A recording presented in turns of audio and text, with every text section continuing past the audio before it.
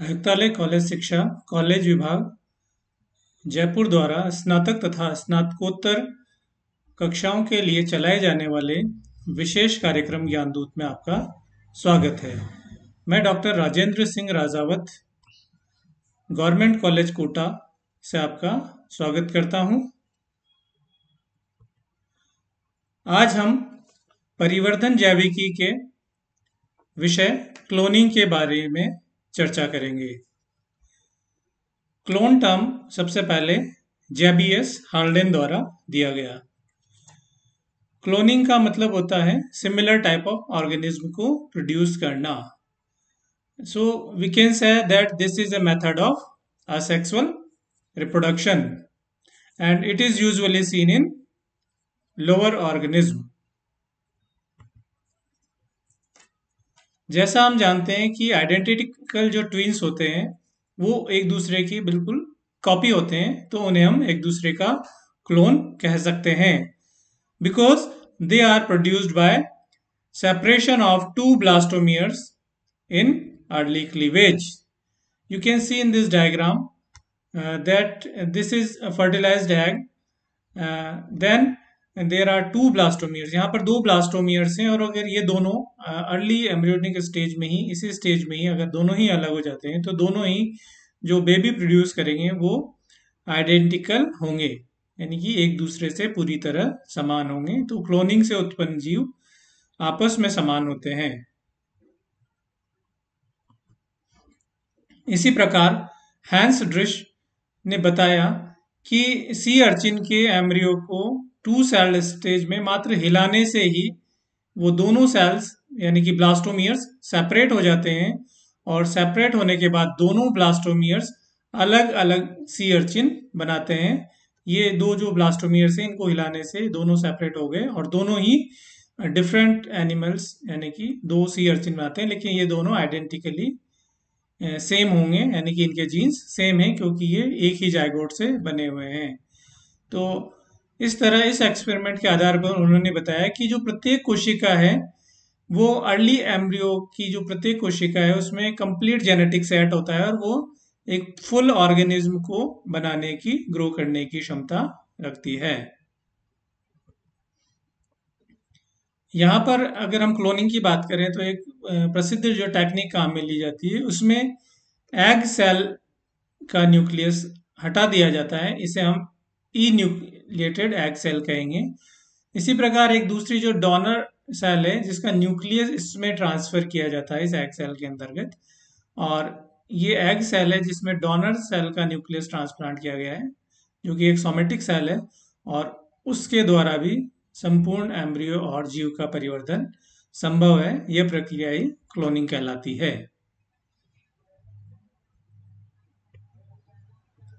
इसके द्वारा हम जैसे समझ सकते हैं कि सबसे पहले हम क्या करेंगे कि nucleus of somatic cell is removed, then nucleus of egg cell is removed, then nucleus of somatic cell is transferred in egg cell, and then the electrical signal given to the egg with nucleus of somatic cell, and finally the embryo will develop। John Gurdon ने जो frog में एक ई nucleated egg cell को लिया और उसके अंतर्गत जो टैडपोल है उसके इंटेस्टाइनल सेल के न्यूक्लियस को ट्रांसप्लांट किया और इस तरह से उन्होंने टैडपोल को क्रिएट किया इंटेस्टाइनल सेल के न्यूक्लियस से, जो कि ई न्यूक्लिएटेड फ्रॉग एग में ट्रांसफर किया था। ये टैडपोल सभी जेनेटिकली आइडेंटिकल थे क्योंकि वो एक ही प्रकार के सेल से डेवलप हुए हैं। इस एक्सपेरिमेंट से हम कह सकते हैं कि सोमेटिक सेल्स का न्यूक्लियस जो होता है उसमें फुली जो एनिमल है उसको डेवलप करने की क्षमता होती है। इससे हमें ये सजेस्ट होता है कि each cell retains all of their genetic material even as they divide and differentiate, यानी कि डिफरेंशिएट होने के बाद भी जो सेल होती है चाहे वो सोमेटिक सेल हो उसके जेनेटिक मटेरियल में ये क्षमता होती है कि वो विशेष परिस्थितियों में संपूर्ण ऑर्गेनिज्म का निर्माण कर सके। ये जॉन गर्डन और शिन्या यामानाका को फिजियोलॉजी के क्षेत्र में नोबेल प्राइज दिया गया था 2012 में, उनकी स्टेम सेल पर खोज के आधार पर। जॉन गॉर्डन ने अल्ट्रावायलेट लाइट की मदद से एग के न्यूक्लियस को डिस्ट्रॉय किया और उसमें इंटेस्टाइनल सेल जो था टैडपोल का, उसके न्यूक्लियस को ट्रांसफर किया और इस एग से टैडपोल को डेवलप किया। So the genetic information required to generate the differentiate cells in a tadpole remained intact in the donor cell nucleus। यानी कि डोनर सेल न्यूक्लियस में वो सारी सूचनाएं पाई जाती हैं जो कि एक नए टैडपोल को बनाने की क्षमता रखती हैं। ये गॉर्डन का एक्सपेरिमेंट हम इस डायग्रामेटिक आरेख के द्वारा समझते हैं। सबसे पहले वही हम एग सेल के न्यूक्लियस को रिमूव कर देंगे और एक इंटेस्टाइनल सेल जो टैडपोल से ली गई है उसके न्यूक्लियस को इस egg cell E nucleated frog egg के अंदर ट्रांसफर कर देते हैं। और इस ई न्यूक्लिएटेड जो फ्रॉग एग है, जब इसमें ये डोनर सेल का न्यूक्लियस ट्रांसफर हो जाता है तो इससे एक नया टैडपोल बन जाता है। ये क्लोनिंग का परफेक्ट एग्जाम्पल है। अब हम चर्चा करते हैं टाइप्स ऑफ क्लोनिंग। क्लोनिंग दो प्रकार की होती है, gene cloning and animal cloning. सबसे पहले हम जीन क्लोनिंग के बारे में बात करते हैं। जीन क्लोनिंग के लिए हमें एक डीएनए की आवश्यकता होती है जिसका क्लोनिंग करना है। तो हम ह्यूमन सेल के डीएनए को सेल से बाहर निकाल करके और इसको रेस्ट्रिक्शन एंजाइम्स के सहायता से छोटे छोटे टुकड़ों में तोड़ लेते हैं। दूसरा, एक बैक्टीरिया के प्लाज्मिड को बाहर निकालकर उसमें इस जो जीन है इसको फिट करने के लिए एक स्पेस बनाते हैं रेस्ट्रिक्शन एंजाइम से कट करके, और इस जो डिजायर्ड जीन है इसको इस प्लाज्मिड के साथ अटैच कर देते हैं जिसे हम रिकॉम्बिनेंट डीएनए भी कहते हैं। फिर इसको एक बैक्टीरियम में ट्रांसफर कर देते हैं रिकॉम्बिनेंट डीएनए को। जब ये बैक्टीरिया अपना डिवाइड होता है तो साथ साथ ये अपने अंदर जो डिजायर्ड जीन है उसको भी रेप्लिकेट कर रहा है, यानी कि उसकी कॉपियां बना रहा है। तो ये एक मेथड है जिसके द्वारा हम जीन को क्लोन कर सकते हैं। और जीन क्लोनिंग के अंदर जीन्स की कॉपियां बनाई जाती है जो कि एक पीसीआर टेक्निक है, उसमें थर्मोसाइक्लर के अंदर ये प्रक्रिया की जाती है। और जीन क्लोनिंग जेनेटिक इंजीनियरिंग का एक इम्पॉर्टेंट एस्पेक्ट है। दूसरा जो टाइप है क्लोनिंग का, दैट इज एनिमल क्लोनिंग। कैसा हो अगर हम ह्यूमन का क्लोन बना पाए, लेकिन ये अभी तक संभव नहीं हो पाया है, इस पर रिसर्च चल रही है। अभी तक जो सफलता प्राप्त की गई है वो दूसरे जानवरों के क्लोन बनाने में प्राप्त की गई है, जैसे डॉग्स का क्लोन बना लिया गया है। इसके अलावा शिप में क्लोनिंग की गई है। यहाँ पर हम देखते हैं कि जो एनिमल क्लोनिंग है वो तीन तरीके से की जा सकती है। सबसे पहले ब्लास्टोमियर सेपरेशन टेक्निक का हम यूज़ करते हैं। इसमें जो ब्लास्टोमियर स्टेज होती है, यानी कि इस स्टेज पर अगर एम्ब्रियो को दो पार्ट्स में डिवाइड कर दिया जाए, यह एम्ब्रियो दो पार्ट्स में स्प्लिट हो जाता है और उस एम्ब्रियो को ट्रांसफ़र किया जाता है एक सरोगेट मदर, जो कि कोई भी हो सकती है जिसका ये एम्ब्रियो नहीं है। फिर इसकी मॉनिटरिंग की जाती है अल्ट्रासाउंड के द्वारा, इस अल्ट्रासाउंड के द्वारा प्रेगनेंसी के दौरान इस शिप की। और इससे जब नए जो शिप का बर्थ होगा तो वो आइडेंटिकल ट्विंस होंगे, क्योंकि ये एक ही एम्ब्रियो के पार्ट थे, तो ये दोनों बिल्कुल एक जैसे होंगे। लेकिन ये सरोगेट मदर के जैसे नहीं होकर के जहाँ से ये एम्ब्रियो लिया गया था उसके जैसे ये नजर आएंगे। तो this is cloning by embryo splitting या ब्लास्टोमियर सेपरेशन।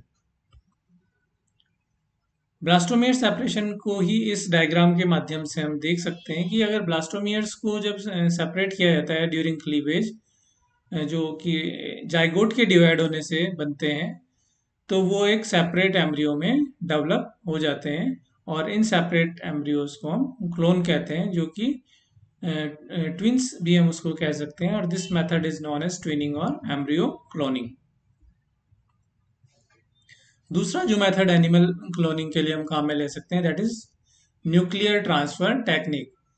इसको हम सोमेटिक सेल न्यूक्लियर ट्रांसफर यानी कि SCNT भी कह सकते हैं, क्योंकि इस टेक्निक में अनफर्टिलाइज्ड ई न्यूक्लिएटेड एग के अंदर किसी दूसरे एनिमल की सेल के न्यूक्लियस को ट्रांसफर किया जाता है, और इस एग से फिर क्लोन को डेवलप किया जाता है। इस प्रकार हम एक टेक्निक जिसमें कह रहे हैं कि सोमेटिक सेल का न्यूक्लियस ट्रांसफर कर रहे हैं एक ई न्यूक्लिएटेड एग में, तो ये सोमेटिक सेल न्यूक्लियर ट्रांसफर कहलाती है, और इस टेक्निक के द्वारा डॉली शिप को तैयार किया गया था। ये है डॉली शिप और उसको विकसित करने वाले वैज्ञानिक। डॉली को रॉसलिन इंस्टीट्यूट में तैयार किया गया था, और इसके ऊपर दो वैज्ञानिकों इयान विल्मुट और कीथ कैम्पबेल ने काम किया। ये जो प्रोसीजर वैज्ञानिकों ने डॉली शिप को तैयार करने के लिए काम में लिया था, दैट इज, इसमें we can understand it by this flow diagram. ये एक एग डोनर शिप है, और ये सोमेटिक सेल डोनर शिप है। एग को बाहर निकालकर उसमें से न्यूक्लियस को रिमूव किया जाता है, यानी कि ये एक ई न्यूक्लिएटेड एग सेल है। इस ई न्यूक्लिएटेड एग सेल के साइटोप्लाज्म में, क्योंकि इसमें से न्यूक्लियस हटा दिया गया है, सोमेटिक सेल जो कि डोनर से प्राप्त की गई है उसको इसके साथ अटैच किया जाता है, जिससे कि एक एम्ब्रियो का निर्माण होता है। और ये एम्ब्रियो इस शिप के अंदर, जो कि फॉस्टर मदर या सरोगेट मदर जिसे हम कह सकते हैं, उसके अंदर ट्रांसफर किया जाता है। तो इस स्प्लिट जो एम्ब्रियो हैं, इनसे ये क्लोन तैयार होते हैं, और ये सिमिलर होंगे इस सोमेटिक सेल डोनर शिप की तरह, क्योंकि इसका न्यूक्लियस हमने काम में लिया गया था। तो ये क्लोनिंग टेक्निक है जिसके अंदर एक सेल को यूज करके और उसके द्वारा क्लोन्स बनाए जाते हैं। अब हम सोमेटिक सेल की बात कर रहे थे पिछले स्लाइड में, तो हम सोमेटिक सेल्स कहाँ से इसके लिए लिया गया, तो जो सेल कलेक्ट किया गया था वो शिप के अडर से कलेक्ट किया गया था। दीज आर अडर सेल्स, और इनको फिर अडर सेल्स को कल्चर किया गया। देन जो अडर सेल से जो प्राप्त की गई थी, जिस शिप से अडर सेल्स प्राप्त की गई थी उसे फिन डॉर्सेट ईव कहते हैं। और इन सेल्स को जब कल्चर किया जाता है तो लो कंसंट्रेशन ऑफ न्यूट्रिएंट में कल्चर किया जाता है, जिससे कि वो स्टार्व्ड हों सेल्स और उनका डिवाइड होना बंद हो जाए, ताकि उनके जो एक्टिव जीन्स थे वो स्विच ऑफ हो जाएं। इस कल्चर में जो है न्यूट्रिशन जो लिया गया था उसमें धीरे धीरे न्यूट्रिएंट्स को रिड्यूस किया जाता है, ताकि जो है सेल्स रीप्रोग्राम्ड हो, यानी कि जो डिफरेंशिएटेड सेल हैं, अडर सेल्स हैं, वो वापस से डी डिफरेंशिएटेड हो जाए और उसमें पूरा एम्ब्रियो बनाने की क्षमता प्राप्त हो जाए। तो इस अडर सेल को फिर एग के जो न्यूक्लियस है उसको एग सेल में ट्रांसफर कर दिया जाता है, और दिस शेप जो एग डोनर सेल है उसके एग शिप है उसके अंदर ये न्यूक्लियस अडर सेल का ट्रांसफर कर दिया जाता है। ये दोनों सेल्स जब ज्वाइन की जाती हैं तो वहाँ पर इलेक्ट्रिक करंट प्रोड्यूस किया जाता है, ताकि दोनों सेल्स जो कि एग सेल है विदाउट न्यूक्लियस और अडर सेल है विद न्यूक्लियस, वो ज्वाइन होकर के एक सेल बना लें, और जो अडर सेल का जो डीएनए है वो एग सेल के अंदर चला जाए। और बाद में इस जो सेल है जिसमें कि एग सेल है उसके अंदर डीएनए है अडर सेल का, वो जब डिवाइड होती है क्लीवेज के द्वारा तो वो एम्ब्रियो का निर्माण करती है, और इस एम्ब्रियो को फिर सरोगेट मदर के अंदर या फोस्टर मदर के अंदर ट्रांसफर कर दिया जाता है, जो कि जिसने 5 महीने बाद एक डॉली नाम की शिप क्लोन को जन्म दिया और इस प्रकार डॉली का निर्माण हुआ, जो कि एक क्लोन था शिप का। ये डायग्रामेटिक एक रिप्रेजेंटेशन है कि कैसे जो एडल्ट फिन डॉर्सेट ईव है, जो कि अडल्ट सेल डोनर है, जिसका न्यूक्लियस हमने काम में लिया था। दूसरा इधर शिप एग डोनर शिप है, जिसने एग डोनेट किया था। और इसके जब इसके न्यूक्लियस को हम निकाल करके डोनर सेल के न्यूक्लियस को इस एग सेल के अंदर यहाँ पर ट्रांसफर किया जाता है, यानी कि जिसको हम कह सकते हैं कि एक तरह से फर्टिलाइजेशन हो गया इस एग सेल का। और इससे जो एम्ब्रियो बनता है उसको ट्रांसप्लांट किया एक सरोगेट मदर के अंदर, और फिर जो है जो उत्पन्न हुई उसको डॉली नाम दिया गया। और ये फिन डॉर्सेट लैम्ब है, जो कि फिन डॉर्सेट ईव के समान दिखाई देता है, क्योंकि इसका न्यूक्लियस यहाँ पर हमने अडर सेल्स का न्यूक्लियस काम में लिया था, तो ये सिमिलर टू फिन डॉर्सेट होगा डॉली। एक और डायग्रामेटिक प्रेजेंटेशन के द्वारा हम इसको समझते हैं कि किस तरह जो एक ब्लैक फेस शिप है, यहाँ पर इसके अंदर हमने एग में से न्यूक्लियस को हटाया, यानी कि ई न्यूक्लिएटेड एग सेल है। और ये फिन डॉर्सेट है, जो कि न्यूक्लियर डोनर है। इसकी मेमोरी सेल्स यानी कि अडर सेल के न्यूक्लियस को इस ई न्यूक्लिएटेड एग सेल में ट्रांसफर किया, और फिर यहाँ पर डायरेक्ट करंट थोड़ा सा यहाँ पर इलेक्ट्रिसिटी के थ्रू इसको स्टिमुलेट किया जाता है ताकि ये डिवाइड हो, और क्लीवेज के थ्रू ये ब्लास्टोमियर्स और ब्लास्टोसिस्ट का निर्माण करे अर्ली एम्ब्रियो का, और इसे सरोगेट मदर में ट्रांसप्लांट करने के बाद जो डॉली का निर्माण हुआ वो डॉली इसके समान दिखाई देती है, जो memory cell donor Finn Dorset sheep है। इयान विल्मुट और कीथ कैम्बेल ने बताया कि every cell that contains nucleus has a complete set of genetic information. और जो सोमेटिक सेल है जिसके अंदर एक कंप्लीट सेट होता है जेनेटिक इंफॉर्मेशन का, इसी प्रकार एम्ब्रियोनिक सेल के जो अंदर भी एक जेनेटिक सेट होता है, लेकिन वो ऑलरेडी एक्टिवेट होती है, जबकि जो डिफरेंशिएटेड सोमेटिक सेल्स जो अदर होती हैं वो अपने जीन्स को शट डाउन कर देती है, यानी कि एक्टिवेटेड नहीं होती है। एंड वो उस तरह के फंक्शन के लिए उसको फिर रीप्रोग्राम्ड होना है अगर कंप्लीट ऑर्गेनिज्म बनाना है तो। So when an adult cell nucleus is used as a donor, its genetic information must be reset to an embryonic state, यानी कि अनडिफरेंशिएटेड स्टेट। ये एक टैक्सीडर्माइड बॉडी है डॉली शिप का, क्योंकि अब नहीं रही। डॉली को 1996 में बनाया गया था स्कॉटलैंड के अंदर रोजलिन इंस्टीट्यूट में, और 2003 में इसकी डेथ हो गई जब ये लगभग 6 साल की थी। और उसके जो स्टफ्ड रिमेन्स हैं उसको एडिनबर्ग रॉयल म्यूजियम में संभाल कर रखा गया है, जो कि स्कॉटलैंड में है। डॉली के अलावा इंडिया में भी इस तरह के रिसर्च किए गए और क्लोन तैयार किए। यहाँ पर एक पश्मीना गोट न्यूरी का निर्माण किया गया, जो कि SKUAST कश्मीर में किया गया। ये नूरी है एक पश्मीना गोट, जिसे कि क्लोनिंग टेक्निक के द्वारा वैज्ञानिकों ने तैयार किया, और ये उन वैज्ञानिकों की टीम है जिन्होंने इसको भारत में तैयार किया है, पश्मीना गोट नूरी। एक जो तीसरी टेक्निक क्लोनिंग की है जिसके बारे में हम बात करते हैं, होनोलुलु क्लोनिंग टेक्निक। इस टेक्निक में जो एडल्ट सेल है और उसके न्यूक्लियस को यूज किया जाता है क्लोनिंग के लिए।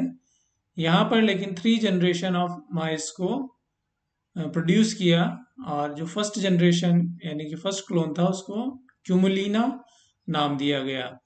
तो जो माउस का जो क्लोन तैयार किया गया वो सबसे पहले 1998 में किया गया यूनिवर्सिटी ऑफ हवाई में, and it was developed by Ryuzo Yanagimachi and Teruhiko Wakayama.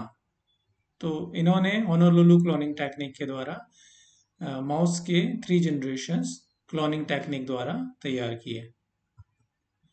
ये 2 साइंटिस्ट हैं, यानागी माची और वाकायामा, जिन्होंने माउस के क्लोन 3 जनरेशंस तक तैयार किए।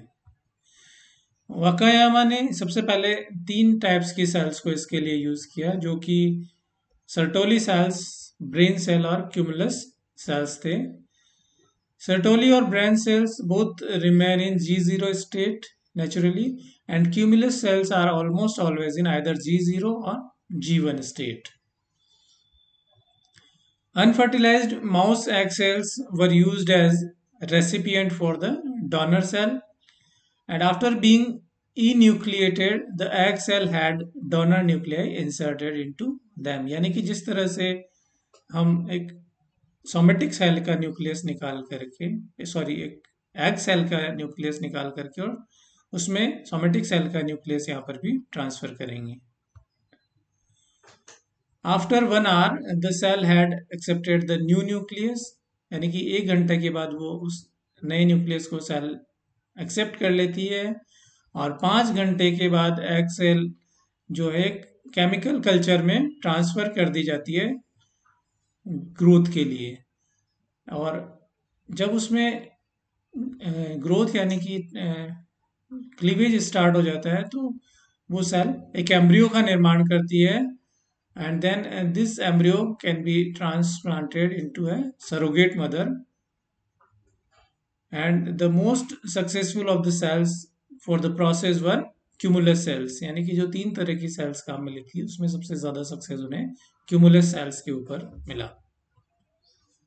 After proving the technique was viable, Wakayama also made clones of clones, यानी कि एक बार जो क्लोन बन गया उसका फिर से दोबारा दूसरी जनरेशन का क्लोन बनाया गया, और जो क्लोन थे वो नेचुरली बर्थ प्रोड्यूस करने, यानी कि नया क्लोन बनाने के लिए या बर्थ के लिए कैपेबल थे। और जब उन्होंने इस अपने रिसर्च के बारे में बताया, तब तक वाकायामा 50 क्लोन्स तैयार कर चुके थे माउस के। This new technique allows for further research into exactly how an egg reprogram a nucleus, since the cell function and genomes of mice are some of the best understood. And इसमें एक benefit और है कि माइस कुछ months में ही reproduce करता है, so as compare to sheep, so the research we can get more generations. Thank you very much.